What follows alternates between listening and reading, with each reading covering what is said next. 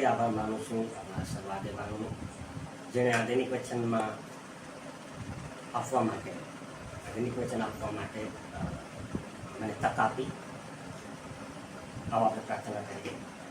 ધન્યવાદ મહાન ઈશ્વર, અમે તમારો આભાર માનીએ છીએ રાજા. તમારી કૃપા અને તમારી દયા માંગીએ છીએ પિતાજી. આજનું વચન પ્રભુજી સાંભળનાર દરેક લોકોના જીવનની અંદરમાં કાર્ય કરે પ્રભુજી, અને વિશેષ કરી પવિત્ર આત્મા મને છુપાવી તમે પ્રગટ થાઓ, મારા મુખમાં તમે શબ્દ બનીને આવો. આ વચન લોકોના જીવનમાં કાર્ય કરે એવું તમે થવા. સર્વને તમારા હાથમાં સોંપીને પ્રાર્થના પ્રભુ ઈસુ નાઝરીના નામથી માંગુ છું પિતા. હાલેલુયા. આજનો મારો વિષય છે, આપણા દરેકના જીવનમાં દેવની ઈચ્છા ચૂકી જવાનું નહીં. ઘણી બધી વખત આપણે આપણા જીવનમાં જે દેવની ઈચ્છાઓ છે એ દેવની ઈચ્છાઓને આપણે ચૂકી જાય છે. આપણે વચન વાંચીએ, યર્મિયા 1 અધ્યાય એની 5મી કલમ. ગર્ભસ્થાનમાં ઘડિયા પહેલા મેં તને ઓળખ્યો હતો, અને ગર્ભસ્થાનમાંથી બહાર આવ્યા પહેલા મેં તને પવિત્ર કર્યો હતો. પ્રજાઓને માટે મેં તને પ્રબોધક નિમ્યો છે. Amen, hallelujah. પરમેશ્વરની યોજના આપણે જ્યારે ગર્ભમાં હતા ત્યારથી પરમેશ્વરની યોજના આપણા જીવનની અંદરમાં પરમેશ્વરે બનાવીને રાખી છે. પણ ઘણી બધી એવી બાબતો આપણા જીવનોમાં આવે છે કે આપણે દેવની યોજનાઓને આપણે ચૂકી જાય છે. હાલેલુયા. 1 શમુએલ 8મો અધ્યાય એની 4મી કલમથી વાંચું છું, તમે સાંભળો. આથી ઇઝરાયેલના સર્વ વડીલો એકત્ર થઈને રામામાં શમુએલની પાસે આવ્યા. તેઓએ તેને કહ્યું, જુઓ, તમે હવે વૃદ્ધ થયા છો ને તમારા દીકરા તમારા માર્ગોમાં ચાલતા નથી, માટે બીજી સર્વ પ્રજાઓની જેમ અમારો ન્યાય કરવા માટે અમને રાજા ઠરાવી આપો. Amen, hallelujah. દેવની યોજના ઇઝરાયેલ લોકોના જીવનની અંદરમાં કંઈક અલગ હતી. હાલેલુયા. શમુએલ એ લોકોના જીવનની અંદરમાં જ ન્યાય કરે, પણ ઇઝરાયેલ લોકો ને એક અલગ રાજા જોતો હતો. જુઓ, જ્યારે ઇઝરાયેલ લોકો શમુએલની પાસે આવ્યા અને બીજો રાજા માંગ્યા. હાલેલુયા. ઘણી બધી વખત દેવ જે યોજનાઓમાં આપણને હલાવવા માંગે છે, અમુક વખતે આપણે એ યોજનાઓમાં હાલવા માંગતા નથી. આપણે પોતાની યોજનાઓ બનાવીએ છીએ અને પરમેશ્વરની જે યોજનાઓ છે એ ચૂકી જાય છે. જો પરમેશ્વર ઇઝરાયેલ લોકોને ગુલામીઓમાંથી કાઢી એક સારા દેશમાં લઈ આવ્યા, એક સારા અધિકારી એને આપ્યા, પણ એ અધિકારી એને ગમતો નથી, પણ એને બીજો રાજા આપજો. ત્યારે પરમેશ્વર શું કહે છે? જ્યારે આપણે દેવની યોજનાઓનો નકાર કરીએ ત્યારે પરમેશ્વર કઈ બાબતો જણાવે છે? આપણે વચનમાં વાંચીએ 7મી કલમ. અને યહોવાએ શમુએલને કહ્યું, લોકો તને જે કહે છે તે સર્વમાં તું તેમનું કહેવું સાંભળ, કેમ કે તેઓએ તને નકાર્યો નથી, પણ હું તેઓ પર રાજ ન કરું માટે મને નકાર્યો છે. Amen, hallelujah. ઘણી બધી વખત આપણે જ્યારે દેવની જે યોજનાઓ છે આપણા જીવનમાં, હાલેલુયા, એના ઉપર આપણે હાલતા નથી અને આપણે જે સૂચનાઓ છે એ સૂચનાઓ માનતા નથી, ત્યારે આપણે માત્ર અધિકારીનું જ આપણે બરાબર છે નકાર કરતા નથી, પણ દેવનો પણ નકાર કરીએ છીએ.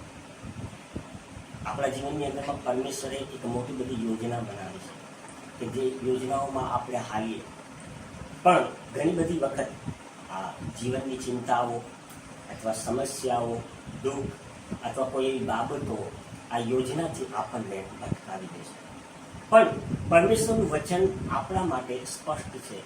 ગર્ભસ્થાનથી માંડીને પરમેશ્વરે આપણને પસંદ કર્યા છે, આપણને પ્રબુદ્ધક એટલે આપણને એક સ્થાનમાં પ્રસ્થાપિત કર્યા છે. આપણે વચન અધ્યાય યોહાન 4 અધ્યાય એની 24મી કલમ વાંચું, તમે સાંભળો.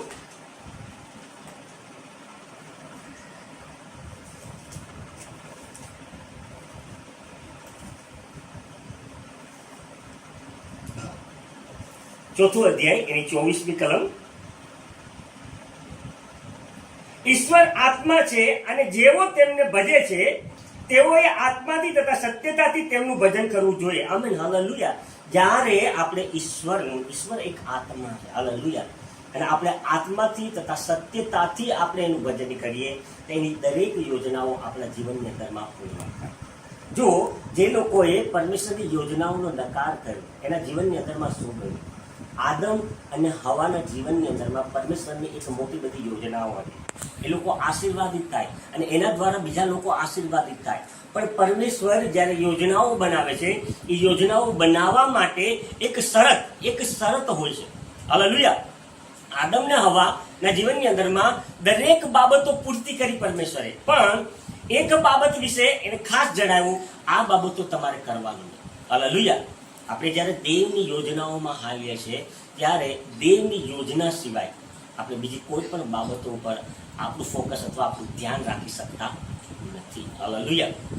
જ્યારે આદમ હવા જે પરમેશ્વરે નકાર કર્યો એ બાબતો વિશે હાલેલુયા જ્યારે વિચાર કરીને બાબતો કરી ત્યારે આ જગતની અંદરમાં પાપ આવી અને જે દેવની યોજના એના જીવનમાં હતી એ રદ કરવામાં આવી. દેવની યોજના હતી એ એદન વાટિકામાં રહે, એ ખુશ રહે, એને દરેક જરૂરિયાતો પૂરી કરવામાં આવે, પણ સમજો એના વિચાર પ્રમાણે જ્યારે એને એ કાર્ય કર્યું ત્યારે દેવની યોજના એના જીવનમાં રદ કરવામાં આવે. એવી જ રીતે તમે જુઓ, જે લોકોના જીવનની અંદરમાં પરમેશ્વરની યોજના પૂરી કરવામાં આવી, મૂસાના જીવનમાં પરમેશ્વરની યોજના પૂરી કરવામાં આવી. કારણ કે મૂસાએ હરેક બાબતો પરમેશ્વરે જે કંઈ એને બાબતો કીધી એ બાબતો ઉપર એને માન્ય કર્યું, એ રસ્તા ઉપર આવ્યું.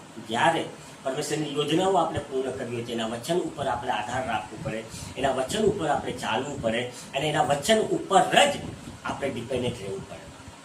પરમેશ્વર હરેક પરિસ્થિતિઓમાં આપણને હલાવે છે. જેમ એલિયાને હલાવ્યા, દુકાળ સમયમાં પણ કાગડાઓ દ્વારા એમને મદદ કરવામાં આવી.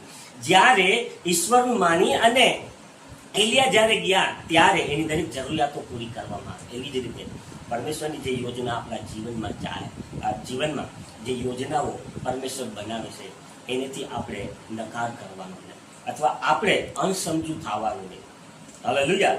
જો શેતાન ચાહે છે આપણે અણસમજુ થાય, પરમેશ્વરની જે યોજનાઓ છે આપણા જીવનમાંથી રદ જાય. હાલેલુયા. દેવ ચાહે છે આપણી ઈચ્છાઓમાંથી આપણે બહાર નીકળીએ. જ્યારે આપણી ઈચ્છાઓમાંથી આપણે બહાર નીકળશું ત્યારે આપણે દેવની ઈચ્છાઓ અને દેવે જે આપણા જીવનની અંદરમાં ઈચ્છાઓ રાખી છે એ આપણે પૂરી કરી શકશું. દેવ ચાહે છે આપણે આપણી ઈચ્છાઓમાંથી બહાર આવે. હાલેલુયા. દેવ તમારા માટે નિયુક્ત કરેલું છે, હરેક બાબતો નિયુક્ત કરેલી છે. હાલેલુયા.